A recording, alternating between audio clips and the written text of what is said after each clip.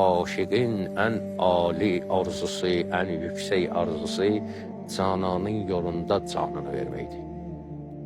Əgər canan yolunda gedmirsə qurban, o canın qədri qiyməti olmur.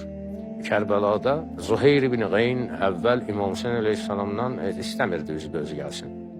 Amma imam o ilə danışdı. 180 dərəcə bu adam söndü. Gəldi sevinə-sevinə dedi ki, mən gedirəm Kərbəlaya. Bəli, imamı qorumağa.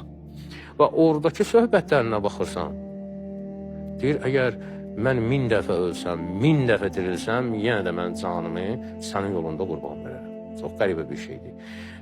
Aşiq, məşuq yolunda can verməsində elə bir zövq, elə bir ləzzət var ki, hədisimizdə var ki, bütün insanlardan soruşarlar ki, geri qayıtmaq istəyirsən, deyər ki, yox.